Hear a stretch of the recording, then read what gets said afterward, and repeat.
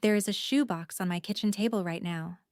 It is brown, scuffed at the corners, and it smells faintly of gasoline and hand lotion and the kind of cheap receipt paper that fades if you leave it in the sun. Inside that box are 1,247 gas station receipts. Each one is dated. Each one is time-stamped. Each one represents a 90-mile round trip on Route 322 through the Pennsylvania hills to a hospice facility where my father lay in a bed he could not leave, breathing through a machine he could not operate, waiting for the one daughter who actually showed up. I want to tell you about the day that box landed on a courtroom table and changed everything. But to understand that day, you need to understand the 18 months that came before it. And you need to understand me, and you need to understand what it costs to love someone the law tried to stop you from loving. My name is Margot. I am 38 years old. I teach art to high schoolers in a rural district where the budget for supplies is roughly what some people spend on a single dinner in Philadelphia. I have taught teenagers to see light and shadow in a world that mostly teaches them to look at screens, and I have done it for 14 years, and I am good at it. I can stretch a tube of cadmium yellow across 6 weeks of classes. I can turn a storage closet into a dark room. I can convince a 17-year-old boy who thinks art is stupid to sit still long enough to draw his grandmother's hands, and I can watch his face when he realizes he made something real. That is who I am. That is what I do. So when my father was diagnosed with ALS, when the muscles that had carried cattle feed and rebuilt tractor engines and held me on his shoulders at the Bloomsburg Fair started to betray him one by one, I did what I have always done. I showed up. I figured it out. I stretched what I had until it covered what was needed. Dad owned a feed store in our hometown. Still technically owns it, though it has been closed for over a year now. Above that store is a small apartment where I grew up, where the floorboards creak in a pattern I could walk blindfolded, where the kitchen window looks out over a parking lot that turns gold in the late afternoon. I moved back into that apartment. I took unpaid leave from school. I learned to operate his BiPAP machine by watching YouTube videos at 2 in the morning, my hands shaking the first time I fitted the mask over his face, because I was terrified I would do it wrong, and he would stop breathing and it would be my fault. I learned to measure his medications in milliliters. I learned which angle to tilt his bed so the mucus would drain and he could sleep without choking. I learned to read his eyes when his voice got too weak to carry across the room, and I learned that the way he blinked twice meant yes, and the way he looked toward the window meant he wanted me to keep talking. I drove 90 miles round trip every single day, not most days, every day, through snow that turned Route 322 into something biblical, through August heat that made the steering wheel burn my palms, through a morning in October when a deer came through my windshield, and I sat on the shoulder of the road with glass in my hair and called the hospice to say I would be 45 minutes late. Not that I was not coming, because not coming was never a possibility I considered. My accountant, a man named Gerald who has done my taxes since I started teaching, told me early on that Dad's care expenses might be deductible. Keep everything, he said. Receipts, mileage, all of it. So I kept every receipt. I tossed them in a shoebox under the passenger seat of my car, and every Sunday night I transferred them to a larger shoebox on my kitchen table. It was not a strategy. It was not evidence collection. It was a tax thing. Remember that. It was just a tax thing. My sister Diane lives in the same town as the hospice, 5 minutes away. I want you to hold that fact in your mind like a stone in your hand, because you are going to need it. For the first month, I did not ask Diane for help. I am not wired that way. But by month 2, the insurance paperwork had become its own full-time job. Forms that contradicted each other. Calls to adjusters who put me on hold until the line went dead. Appeals that required documentation I had to drive to 3 different offices to collect. By month 6, I was drowning. I called Diane and asked if she could handle the insurance side of things, since she lived 5 minutes from the hospice, since she worked from home, since it would mean I could spend the time I spent on hold actually sitting with Dad instead.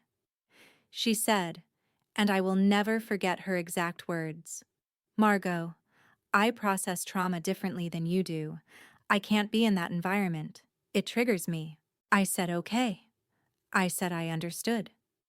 I did not say what I was thinking, which was that processing trauma differently apparently meant processing it from a distance that looked exactly like absence.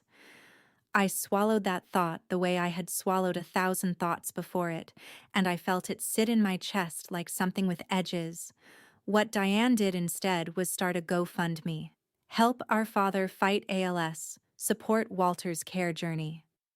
She posted photos of Dad from before the diagnosis, when he was still strong, still standing behind the feed store counter with that half smile he gave customers he liked. She wrote paragraphs about the cost of his care, the financial burden on the family, the devastating reality of watching a parent decline. She shared it on every platform she had. She tagged local news accounts. She was, by every visible metric, a devoted daughter rallying her community. The GoFundMe raised $34,000. I found out about the money at month 12. Not because Diane told me, because a parent at my school mentioned it at a basketball game. "Your sister must be such a comfort," she said.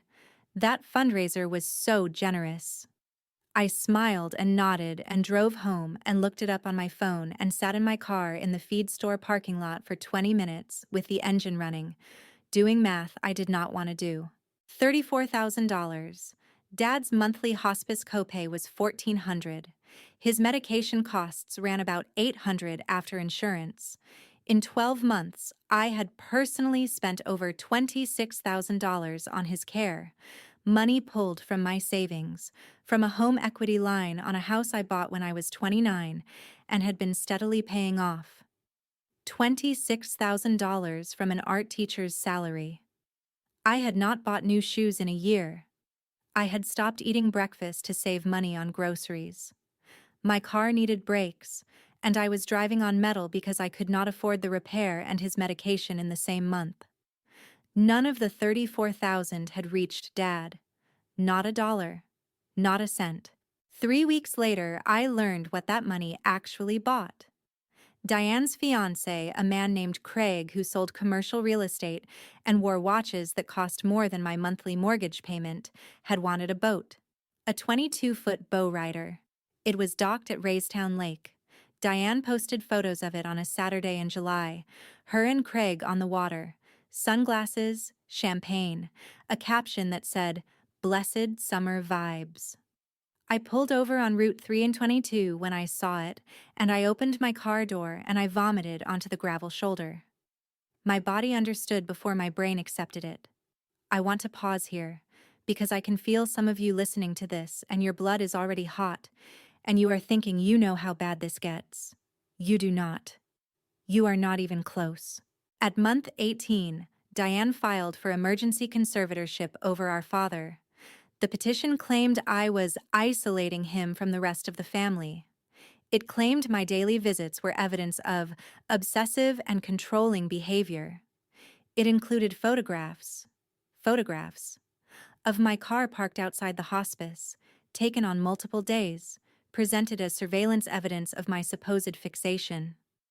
My 11-year-old Honda Civic with the cracked taillight and the shoebox of receipts under the passenger seat, framed as proof of something sinister. 2 months later, she obtained a temporary restraining order. The filing claimed my daily visits constituted harassment and interference with family relationships. A judge signed it. I was legally barred from seeing my dying father. My hands shook holding that restraining order. My hands, which had learned to adjust his breathing mask with the gentleness of handling a student's first watercolor, shook so hard the paper rattled. I stood in the kitchen above the feed store, and I read it 3 times, and each time the words made less sense, as if the English language had rearranged itself into something I no longer spoke. If you have ever been legally prohibited from loving someone you were keeping alive, you know that family law has no category for devotion. Tell me in the comments, did the people who judged you from the outside ever understand what it cost to stay? What I did not know yet, what I would learn in the weeks that followed, was the architecture underneath. The judge who signed that temporary order golfed with Craig. Not casually, not occasionally. Every Thursday at a country club 40 minutes from the courthouse. The hospice administrator, a woman named Fran who had been increasingly cold to me on the phone, who had stopped returning my calls about Dad's care plan, owed Craig money from a failed business deal, and 3 family friends, people I had known my entire life, had signed affidavits supporting Diane's claims. Affidavits they later admitted they never actually read. She hugged the hospice administrator like an old friend, and I understood why my calls had stopped being returned. This was not selfishness. Selfishness is careless. This was architecture. This was someone who sat down and mapped out how to remove me from my father's life so she could control the narrative of his care without ever actually providing any. The GoFundMe was not impulsive greed. The conservatorship was not a panicked move. The restraining order was not emotional. These were sequential. They were timed. Each one depended on the one before it. I sat in that apartment above the feed store for 3 days. I did not eat. I barely slept. I stared at the ceiling where a water stain from a 1994 rainstorm still spread like a continent I had named as a child. And on the 3rd night, I got up, walked to the kitchen table, and opened the shoebox.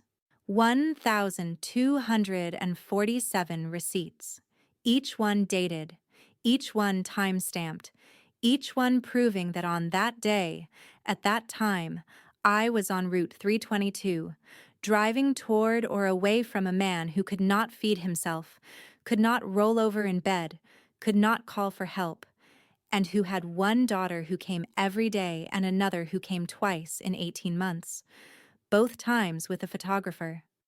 I started organizing them, not with anger, with the same patience I use when I am laying out a semester's worth of lesson plans, date by date, mile by mile, dollar by dollar. My friend Clara, who teaches history at my school and has the kind of practical mind that can untangle anything, came over on the 4th day. She did not knock. She used the key I had given her 2 years ago. She found me on the floor, surrounded by receipts arranged in rows by month, and she sat down cross-legged across from me and said, "Tell me what I'm looking at."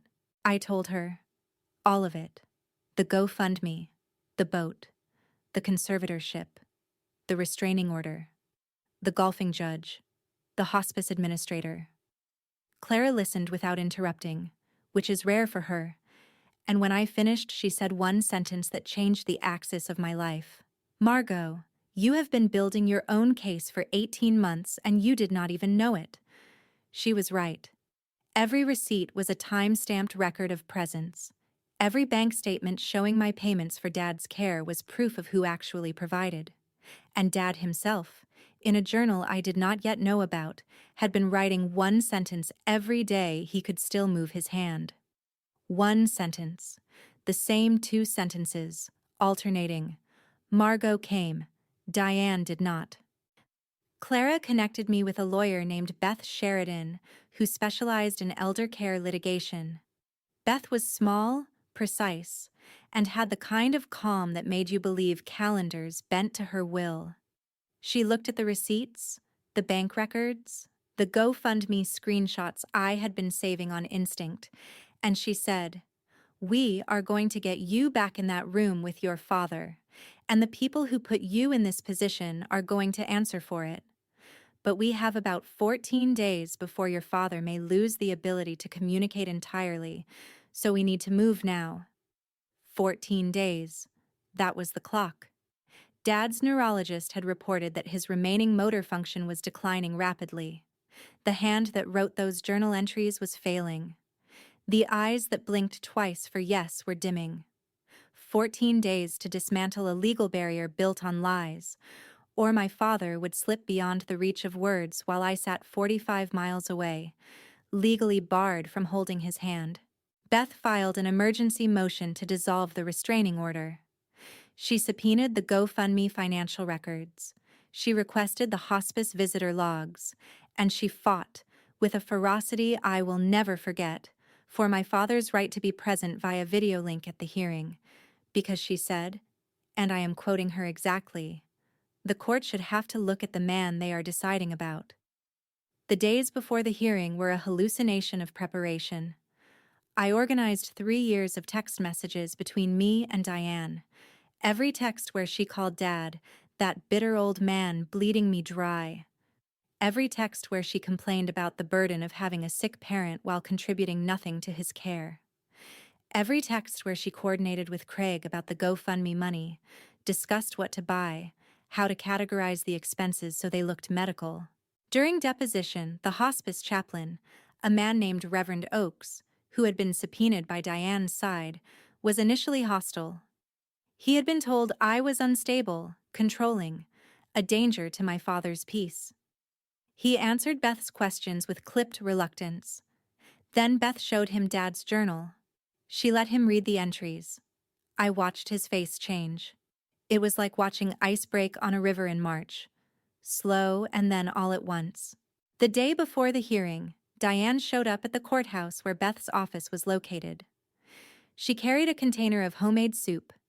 She smiled at the security guard. She told a reporter from the local paper that she was bringing soup for Dad, that despite the family difficulties, she wanted to make sure he was nourished. The cameras captured her looking concerned and maternal. She had never, in 18 months, brought food to the hospice.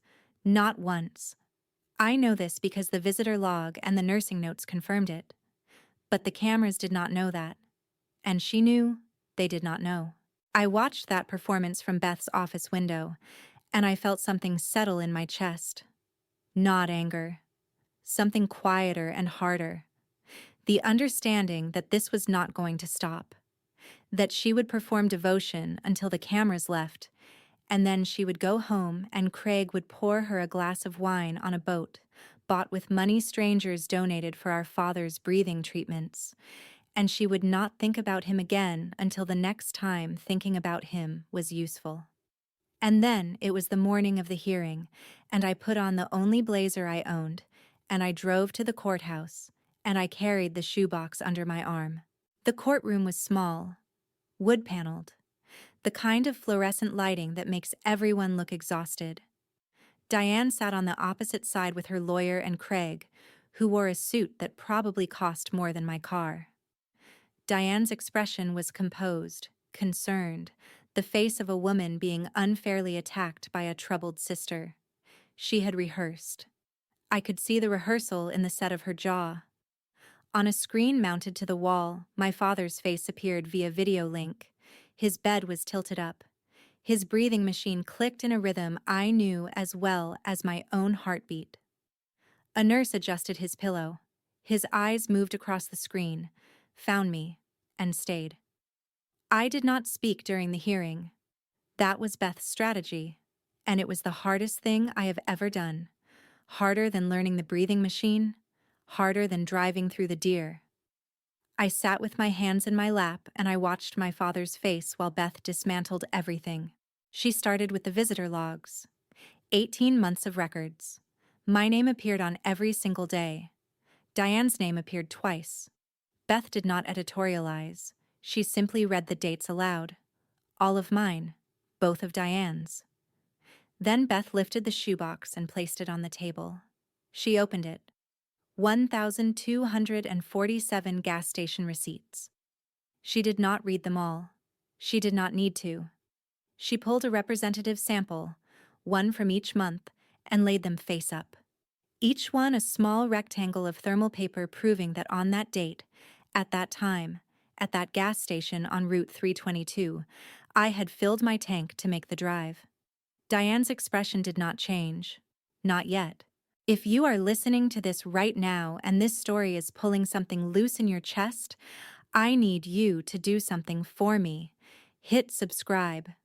Not because I need the number, but because there are people who have been through something like this and they need to know they are not crazy.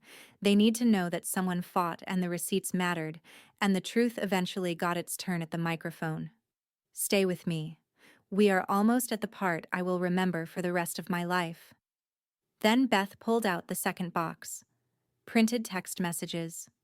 3 years of them. Diane calling Dad, that bitter old man bleeding me dry. Diane texting Craig that the GoFundMe was basically free money because nobody audits those things. Diane coordinating which week to post the most sympathetic photos of Dad to maximize donations. Diane laughing in a text to a friend about Margot playing nurse while I play the game. Diane's lawyer requested a recess. The judge denied it. Beth called the hospice nurse to the stand, a woman named Terry who had volunteered to testify after learning about the hearing. Terry looked at the courtroom the way a person looks at something they need to say, regardless of the cost. She said, "In 18 months, I saw one daughter every single day and the other exactly twice, both times with a photographer." Craig stared at his shoes. Beth then presented the GoFundMe financial records, obtained by subpoena. $34,000 raised. 0 transferred to any medical provider. 0 transferred to any hospice account. 0 spent on Dad's care. 26,000 traceable to a marine dealership in Huntington County. The remainder spent across restaurant charges, a resort stay, and a home renovation. The judge removed his glasses and looked at Diane's lawyer for a very long time. Then Beth asked the court to read from Dad's journal. The judge agreed. He read the entries aloud, one by one, in a voice that started steady and did not stay that way. Margot came. Diane did not. Over and over. Months of it. The same sentence in handwriting that grew shakier as the disease took his hands. And then the judge reached the final entry. The last thing my father wrote before his hand stopped working entirely. "If I die before Margot can visit again, tell her the restraining order killed me faster than the disease. Diane knows what she did, and she will have to live with knowing." The courtroom went silent. Not quiet. Silent. The kind of silence that has texture, that you can feel pressing against your skin. I looked at the video screen. My father's eyes were open. He was looking at Diane. Reverend Oakes, the chaplain who had been subpoenaed by Diane's side, spoke without being asked. He said, "I have witnessed many family disputes in end-of-life care. This is the first time I have seen someone weaponize the legal system to ensure their father dies alone." Diane's face did something I will remember forever. It did not crumble. It did not break. It rearranged. The composed mask slid sideways, and underneath it was not grief or shame, but the flat panic of someone who has been caught and is calculating exit routes and finding none. Her eyes went to Craig. Craig was already typing on his phone. The judge dissolved the restraining order. He denied the conservatorship petition. He referred the GoFundMe to the district attorney's office for investigation of charitable fraud. He ordered Diane to pay my legal fees. And then he said something not strictly legal, but entirely human. He said, "Miss Margot, your father is waiting for you. I suggest you not waste another minute in this building." I stood up. I walked out of the courtroom. I drove 90 miles to the hospice, and I did not stop. And I did not slow down. And when I walked into my father's room and he saw me, his eyes filled and his fingers moved against the blanket in the pattern I knew meant he was trying to reach for my hand. During the courthouse lunch recess, Craig texted Diane that the engagement was off. He did not call. He did not wait. He sent a text message ending their relationship from the same courthouse where he had sat beside her that morning. She read it standing in the hallway, holding the container of soup she had brought for the cameras, and I am told she stood there for a long time, holding that soup, not moving. The family friends who had signed those affidavits sent flowers to Dad's hospice within the week. The cards all said variations of the same thing.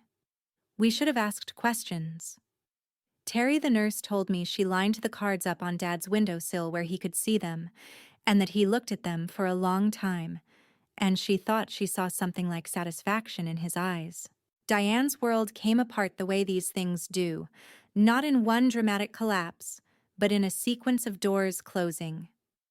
The GoFundMe investigation froze her accounts. Craig took the boat, since it was titled in his name. Friends who had admired her public devotion to Dad grew quiet when the court records became gossip, which took about 48 hours in a town that size.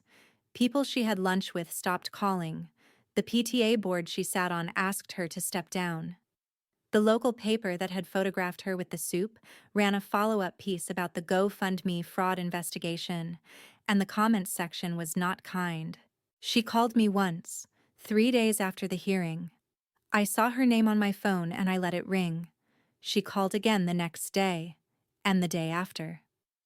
The voicemails progressed through a pattern I recognized from years of watching her manage people. First demanding, then confused, as if she genuinely could not understand what had happened. Then bargaining, offering to split future care responsibilities, as though there were responsibilities she had ever carried. Then pleading, her voice thin and unfamiliar, saying she was sorry, saying she did not mean it, saying she was under Craig's influence. Each voicemail was an attempt to find the version of the story where she was the victim, and each one failed because I had 1,247 receipts that told a different story. I did not call her back. It is 4 in the morning now. Not the 4 in the morning of the story, though there were many of those. Right now, tonight, as I tell you this. I am sitting beside my father's bed. The breathing machine clicks in its steady rhythm. The hospice is quiet in the way that only hospitals are quiet at this hour, a hum beneath the silence, the building itself breathing. Dad cannot speak anymore. His voice left before Christmas.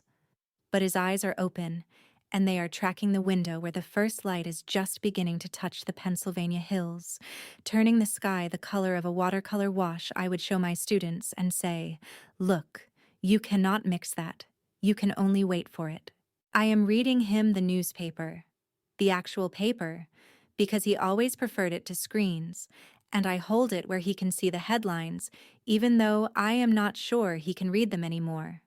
The sports section first, because that is what he always wanted first. The Phillies, the Eagles, the small familiar territories of caring about something that does not matter in order to rest from caring about things that do. His fingers curl once around my wrist. That is all he can manage. One curl. One squeeze that is barely a squeeze. But I feel it, and he knows I feel it, and I say, "I'm here, Dad." And his eyes move from the window to my face and stay. The shoebox is gone now. After the hearing, after the legal matters were settled, I took it out to the garden behind the feed store. Dad had a rose bush there that he planted the year my mother died. A climbing rose that covers the back fence every June in a red so deep it looks almost black. I buried the shoebox beside it, dug a hole with my hands in the cold November soil, and put the box in and covered it up. I never want to count those miles again. They served their purpose. The receipts proved what should never have needed proving, that I was there, that I came, that love is not a concept, but a series of specific actions performed on specific days at specific cost. There is something I want to share with you before I go. Studies on family caregiver dynamics show that in 70% of cases involving a single primary caregiver, at least one other family member actively undermines or exploits the caregiving arrangement. 70%. And financial exploitation of elderly parents by their own children has increased by 43% in the last decade, with the most common method being misuse of fundraising platforms and power of attorney. These are not rare stories.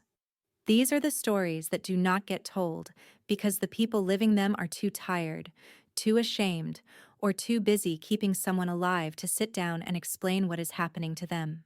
If you recognize any of this, if you are the one who shows up while someone else performs, if you are the one doing the driving and the measuring and the midnight adjustments while someone else posts about the burden on social media, please hear me. Your receipts matter. Your records matter. The truth is boring and tedious and lives in shoeboxes and bank statements and visitor logs, and it does not make for good photographs. But it is the only thing that holds when the performance falls apart. Where are you listening from right now? Tell me in the comments. Tell me what you would have done with that shoebox. And if this reached something in you, if it named a thing you have been carrying, leave a like so this story can find the next person who needs to hear it. Subscribe if you want to stay. I will be here, the same way I was there, every single day.